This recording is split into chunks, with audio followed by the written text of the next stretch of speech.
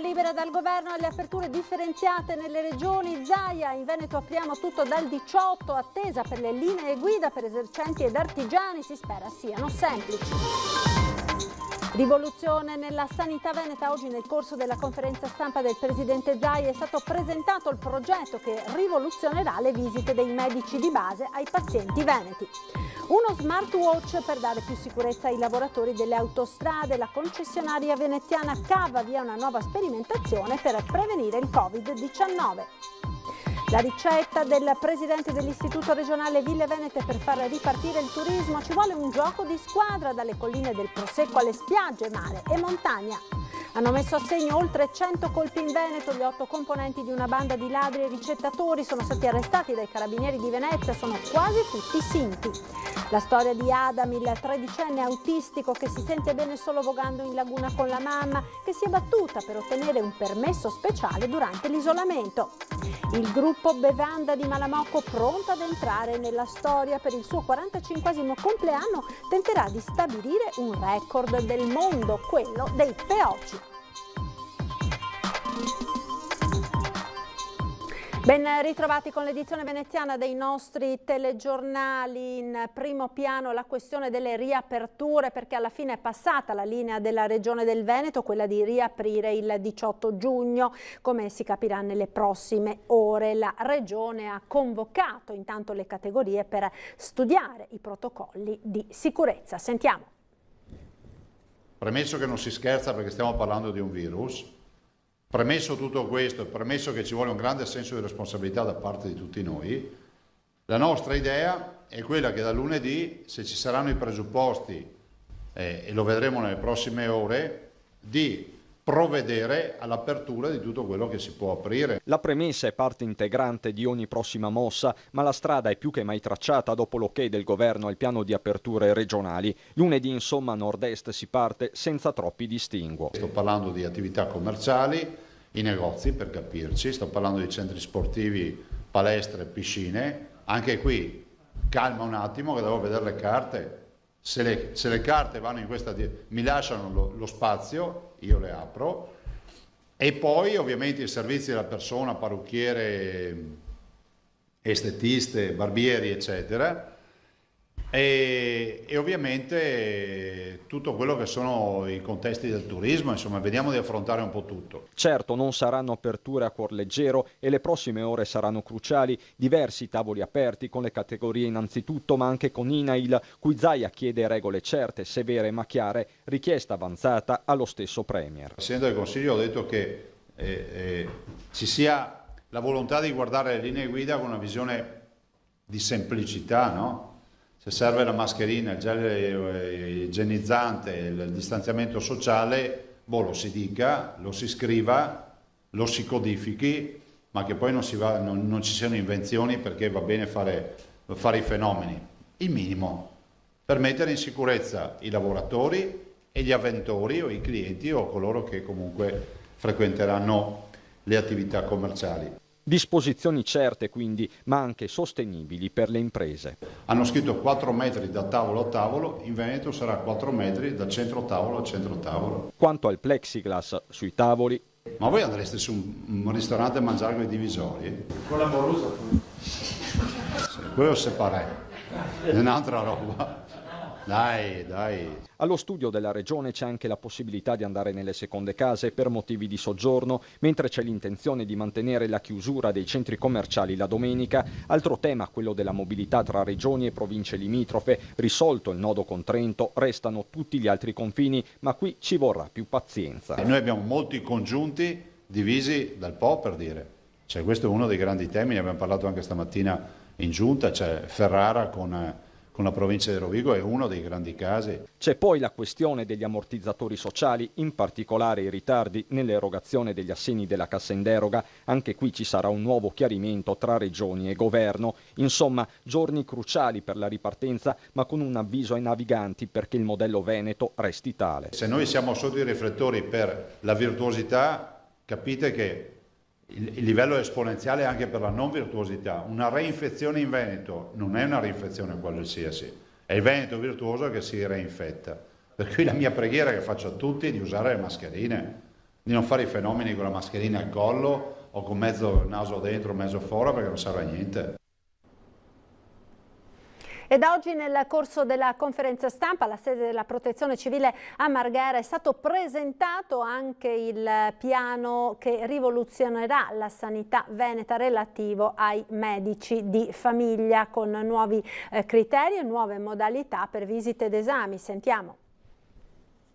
Inizia per noi anche la fase 2 per la medicina generale. Voi sapete che già dall'inizio di questa storia, dal 9 di marzo, abbiamo messo in atto delle procedure, delle modalità che ci hanno permesso di poter continuare ad assistere la gente senza fare una strage di medici come in altre situazioni. Novità nella sanità veneta. Durante l'appuntamento quotidiano del presidente Zaia è stato presentato il progetto che rivoluzionerà le visite dei medici di base, rivolto ai pazienti domiciliari e ambulatoriali che necessitano di una visita urgente o di un monitoraggio. È stata costruita da FIMG Nazionale una piattaforma che permette non solo la videovisita, permette anche l'aggiornamento della scheda e della situazione fisica del paziente attraverso dei dispositivi che possono essere lasciati a casa dello stesso, possono stare con il medico, in modo che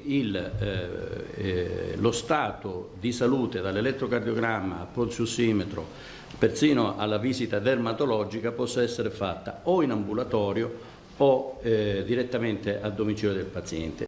Il medico di medicina generale potrà dunque effettuare un elettrocardiogramma o altri esami e in caso di dubbio rivolgersi a un consulente per una valutazione specialistica.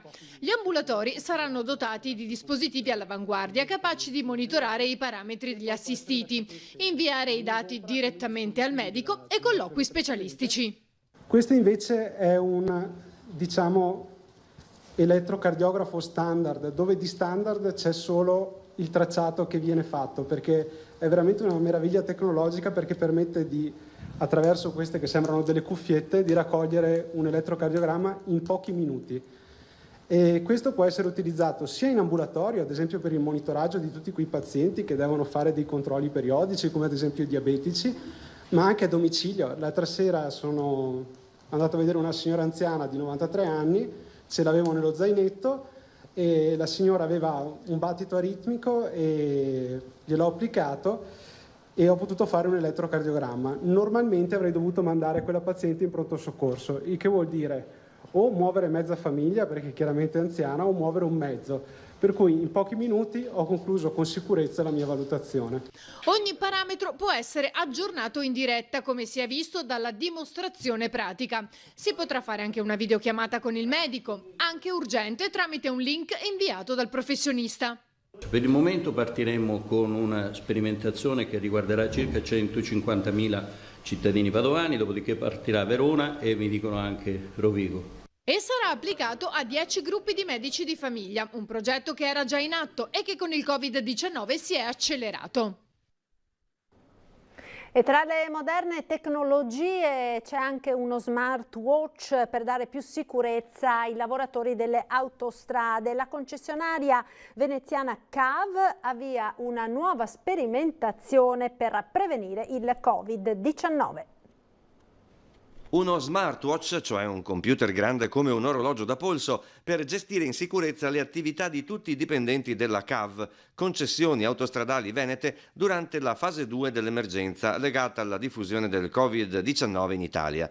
Grazie ad alcune applicazioni installate sullo smartwatch, l'azienda potrà monitorare, sia per il personale sul territorio che per gli amministrativi, il controllo della distanza minima per lavoratori e per i dirigenti, la misurazione continua della temperatura corporea e il tracciamento dei dipendenti eventualmente positivi al Covid-19 nell'ultimo periodo. L'esperimento interessa oltre 100 dipendenti volontari che hanno indossato da lunedì gli smartwatch, un'ulteriore messa in sicurezza dei dipendenti e, a quanto sembra, nemmeno la prima.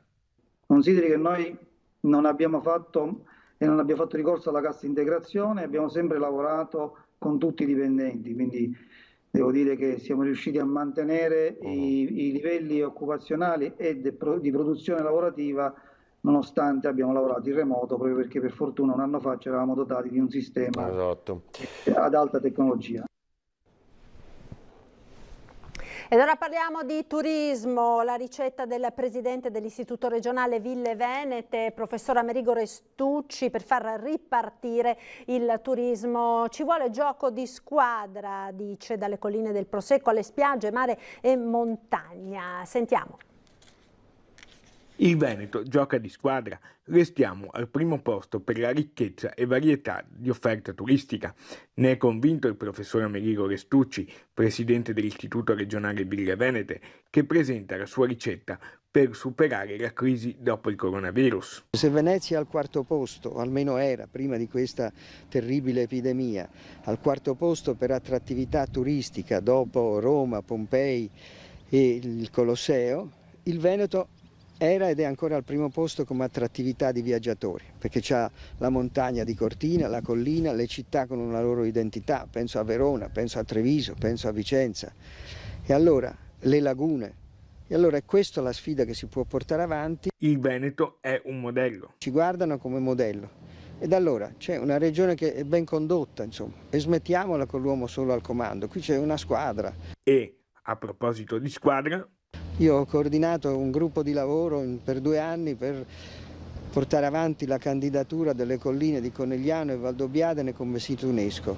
Dopo 2 anni ce l'abbiamo fatta e questo luogo importante del Veneto è diventato il 44esimo sito italiano dell'UNESCO. Non c'era un solo uomo al comando, c'era una squadra. Ho visto i veneti che lavorano, quindi questa identità io credo possa giovare a creare un intreccio tra il territorio veneto, il suo paesaggio, i suoi contenuti economici e culturali e la città Venezia. Ed ora la storia di Adam, un ragazzino di 13 anni autistico che si sente bene solo vogando in laguna con la mamma, e proprio la mamma si è battuta in questi mesi di isolamento per poter avere un permesso speciale per il ragazzo. Sentiamo. Lui è Adam, ha 13 anni ed è autistico. Nei mesi di isolamento, chiuso in casa con la mamma Isabella, ha risentito particolarmente della situazione. Se già è difficile nella normalità, per Adam stava assumendo contorni preoccupanti, come ci racconta la mamma mentre voga insieme a lui. Sì, già mi era stato ricoverato esattamente un anno fa. In quest'epoca eravamo a Padova e per un suo peggioramento, un po' dovuto forse all'età.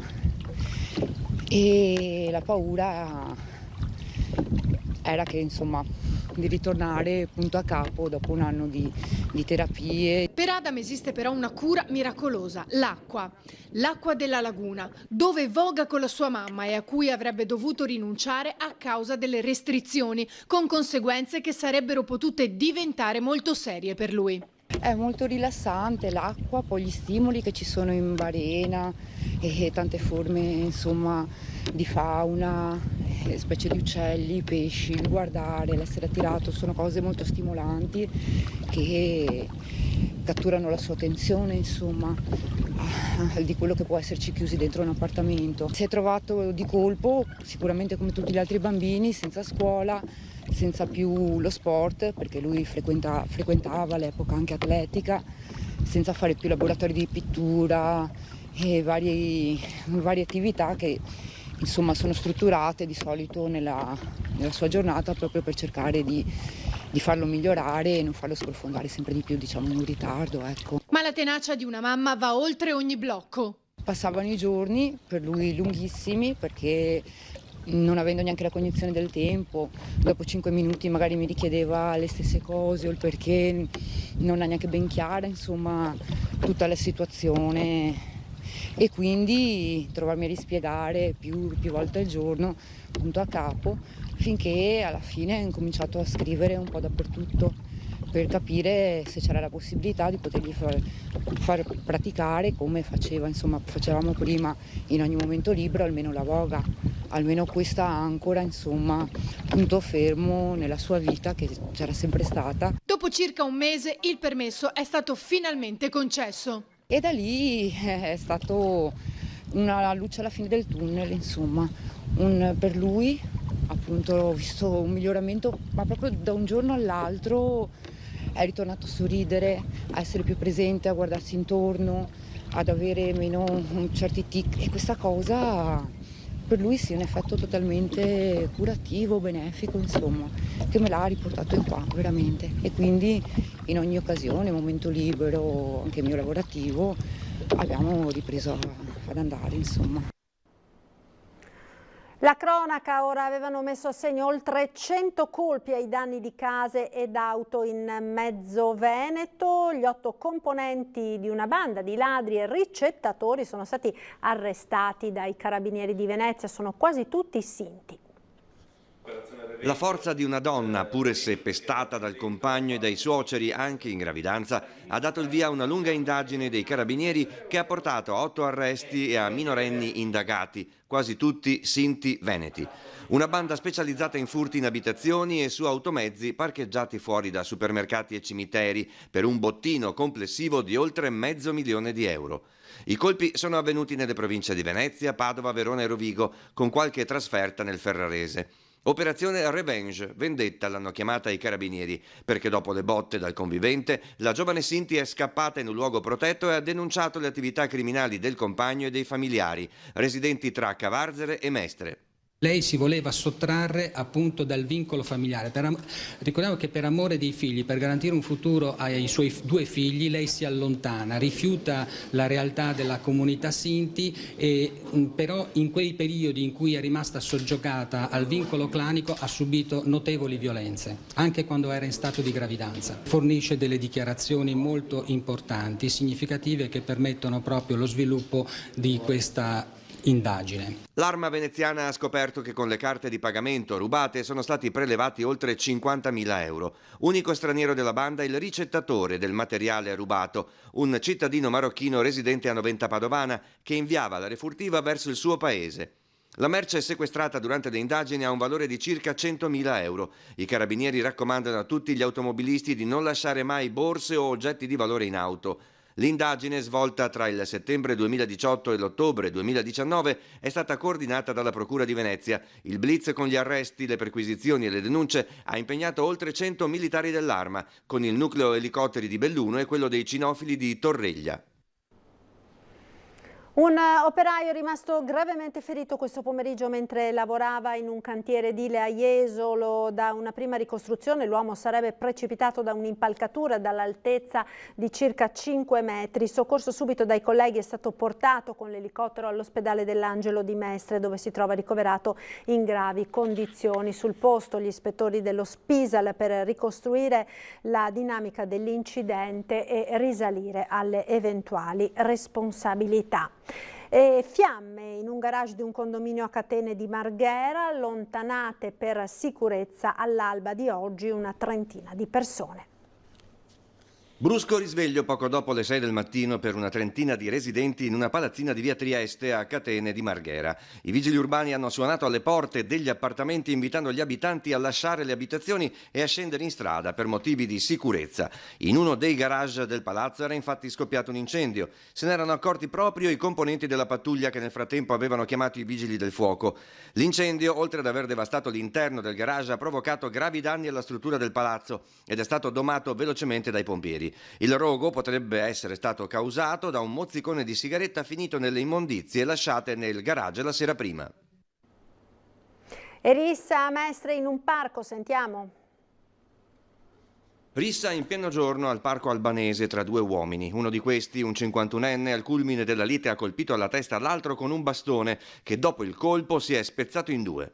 L'autore del gesto è stato subito fermato dagli agenti del servizio sicurezza urbana della polizia locale in servizio nell'area e denunciato per lesioni volontarie aggravate. La persona ferita, un 32enne noto agli operatori di pubblica sicurezza, perdeva molto sangue da 2 profondi tagli alla testa ed è stato soccorso dal personale del 118 e ha ricevuto 10 giorni di prognosi. Si indaga per scoprire i precisi motivi della violenta lite. Ed ora andiamo a Malamocco, dove il gruppo Bevanda è pronto ad entrare nella storia con un record mondiale che entrerà ufficialmente nel Guinness dei primati. Sentiamo di cosa si tratta. Il gruppo Bevanda di Malamocco è pronto ad entrare nella storia. Per il suo 45esimo compleanno tenterà di stabilire un record del mondo ufficialmente certificato dai giudici del Guinness dei primati che arriveranno da Londra. Purtroppo lo dobbiamo posticipare il prossimo anno, però il record è pronto, abbiamo già contattato e firmato il contratto con Londra. Il record è un record un po' particolare, fare una tavolata di 200 metri lungo Riotterà di Malamocco, dove verranno cotti qui dentro nella sede 20.000 cozze gratinate col coinvolgimento di tutta la cittadinanza. L'associazione è già salita agli onori delle cronache per aver ospitato tra gli altri uno dei fondatori di ICAN, impegnato nella lotta contro l'armamento mondiale, e la nazionale inglese di rugby. Molta attenzione anche alla solidarietà. Ogni settembre organizziamo assieme al chiosco dei Pedrocchi una festa in beneficenza, alla quale partecipa un sacco di gente, e quest'anno abbiamo raggiunto un bel traguardo degli 11.000 euro che vengono dati a tutte le associazioni del posto. Tra i fondatori c'è anche uno degli allievi prediletti del celeberrimo Ugo Prato, maestro fumettista innamorato di Malamocco. A livelli altissimi che siamo arrivati, ci hanno sempre consigliato di cambiare il nome perché così, ma noi l'abbiamo trovato sempre simpatico e poi nonostante tutto siamo sempre andati avanti con questo nome che ha sfondato porte e siamo riusciti a fare delle cose molto importanti. Ed è tutto per l'edizione veneziana dei nostri TG, grazie per l'attenzione, arrivederci. Come sempre in chiusura un'occhiata alle previsioni del tempo, il meteo.